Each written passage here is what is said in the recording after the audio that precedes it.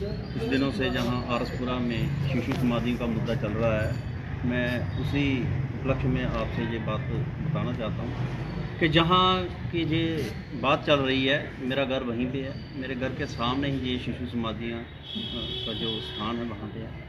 और पिछले काफ़ी समय से, जब से मैंने होश संभाला है, मैंने तो यही देखा है कि हमारे जो आरसपुरा के लोग हैं, जब उनके कोई बच्चा मर जाता है तो वहाँ पे दबाते हैं, दफनाते हैं। तो मुझे ये नहीं समझ लग रही, आपने अभी पूछा कि वहाँ पे रिकॉर्ड में क्या है जगह, वो है एल इस्लाम कब्रिस्तान। वो कब्रिस्तान है, वहाँ पे शिशु समाधियाँ हैं, दफनाया जाता है।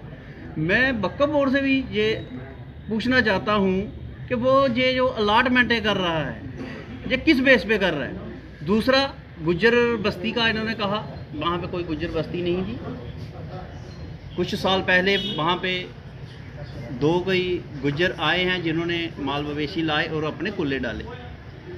हम लोग शांति प्रिय हैं, हमने किसी को हम पत्रकार वार्ता है।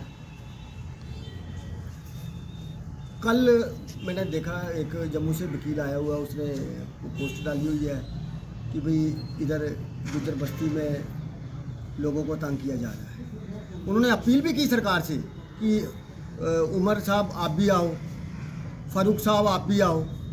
तो इधर हम लोग क्या कर रहे हैं इनके साथ? हमारा आरसपुरा के लोगों के साथ भाईचारा है, हम किसी भाईचारे को ख़त्म नहीं करना चाहते। रही बात शिशु समाधि की, वो मेरी उम्र 50 साल हुई है। मैं 20 साल 30 साल से देख रहा हूँ कि यहाँ बच्चे दफनाए जा रहे हैं।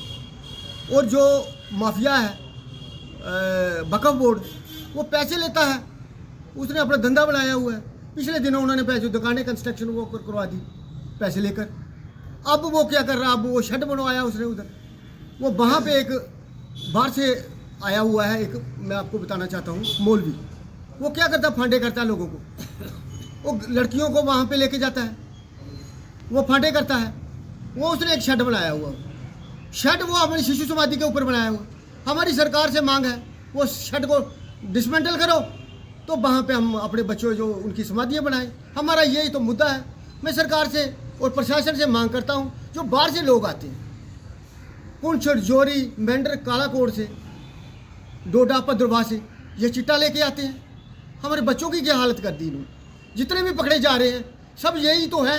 आरसपुरा हमारा पीस एरिया है एक, जहाँ पर आपने पिछले कुछ दिनों से क्या कुछ सालों से देख रही हो कि जहाँ माहौल बिगाड़ने की लगातार कोशिश हो रही है।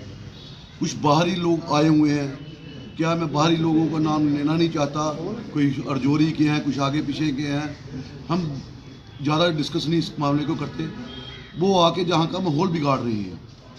पहला नंबर तो जो इन्होंने गुज्जर बस्ती का आरसपुरा में नाम दिया है, क्या इनके किसी आधार कार्ड में गुज्जर बस्ती लिखा हुआ है, या किसके वोटर कार्ड में गुज्जर बस्ती लिखा हुआ है, या राशन कार्ड में गुज्जर बस्ती लिखा हुआ है। दूसरा नंबर, इन्होंने बताया कल अपनी वीडियो के माध्यम से इन्होंने बताया इन्फॉर्मेशन है, शायद उनको ये पूरे आरसपुरा का चक्कर लगाना चाहिए। और हमारे साथ में जैसे मेरे एक भाई ने बताया कि यहाँ पे द्राप्ते गाँव है, वहाँ पे बड़े मुस्लिम परिवार रहते हैं। मैं जब हम क्लास में पढ़ते थे, बड़े बड़े मित्र हमारे जो मुस्लिम जो हमारे साथ पढ़ते थे। लेकिन मुझे लगता है कि जो बाहर के लोग हैं, जिनको शायद आरसपुरा का आपसी भाईचारा पसंद नहीं है, या जिनको आरसपुरा की एक पीस पसंद नहीं है, शायद उसको कम्युनल हार्मनी को डिस्टर्ब करने के लिए वो शायद ऐसे एक बयान देने का प्रयास करें। वरना परंतु हमारी किसी धर्म के विरुद्ध हमारी कोई ऐसी कोई सोच नहीं है। हमने जो प्रयास किया, हमारा आज आरसपुरा सिविल सोसाइटी की तरफ से यहाँ प्रेस वार्ता करने का मुख्य उद्देश्य ये था, जैसे कि अभी आप जानते हैं कि आज से पूरे 2 दिन पहले हमारी तरफ से यहाँ पे एक प्रोटेस्ट किया गया था, जिसमें हमने एसडीएम मैम से वहाँ पे जाकर उनसे मुलाकात की और हमने ये साफ उनको बोला की तरफ से हम ये जो एक प्रेस वार्ता कर रहे हैं, इसमें हम ये बताना चाहते हैं कि जो बाहरी लोग हैं, जो यहाँ आके ये बता रहे हैं कि हमारा भाईचारा नहीं है, या हमारे साथ कोई दूसरी कम्युनिटी के लोग सेफ नहीं है, या हम सेफ नहीं है, ऐसा कुछ नहीं है। देखिए, यहाँ से आरसपुरा म्यूनसिपैलिटी से अगर आप निकलेंगे तो 250 या 300 मीटर की दूरी पे एक गाँव पड़ता है द्राप्ती, बिल्कुल शहर के साथ सटा हुआ है। वहाँ पे कुल 3 मुस्लिम परिवार हैं और वहाँ पे 2 मस्जिदें चलती हैं। क्या किसी ने कभी उस पर कोई रोका, या किसी ने कभी उस पर आवाज़ उठाई? ऐसा नहीं है। जिस टेस्ट किया था एक बार जाकर, जहाँ देखिए, एक तो बिल्कुल ये क्लियर है कि म्यूनसिपल एरिया के अंदर चाहे वो कोई भी कंस्ट्रक्शन हो, उसकी म्यूनसिपलिटी से परमिशन लेनी पड़ती है, उसका नक्शा पास करवाना पड़ता है, या फिर उसकी कम से कम परमिशन जो है वो डॉक्यूमेंट दिखा के वो परमिशन लेनी पड़ती है।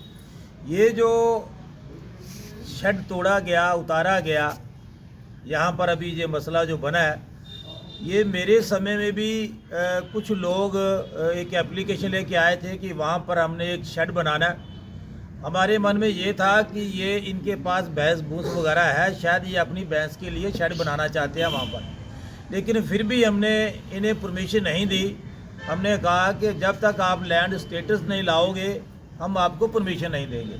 तो ये लैंड स्टेटस लेकर म्यूनसिपलिटी में आए नहीं, हमने इनको परमिशन दी नहीं, और ये बाद में कब इन्होंने इलीगल ये शेड बना लिया है। मैं तो आज भी ये प्रशासन से मांग करता हूँ कि आप म्यूनसिपलिटी एक्ट में रख के नीचे से जो इन्होंने ज़मीन के अंदर तक जो खोद रखा है वहाँ तक ये निकाल सकते हैं। यूपी के अंदर आप सब देख रहे हैं कि योगी जी जितने भी विदाउट नक्शे हैं, चाहे वो किसी की 4 मंजिली कोठी है, चाहे 6 मंजिली कोठी है, किसी धर्म की तो बात ही नहीं वहाँ पर, चाहे वो हिंदू है, चाहे वो मुस्लिम है, चाहे वो कोई भी है, लैंड ग्रैबलर जो भी है, वो कानून के साथ मजाक कर रहा है। तो मैं समझता हूँ कि उस जगह को फ़ौरन खाली करवाना चाहिए। यहाँ तक शिशु समाधि की बात है, मैंने खुद देखा है, मेरे रिलेटिव लोगों के वहाँ पर जो बच्चे हैं, जो शिशु हैं, वहाँ पर दफनाए हुए हैं। तो वो शिशु समाधि है, ये आज से नहीं, ये 47 से पहले की वहाँ पर शिशु समाधि है।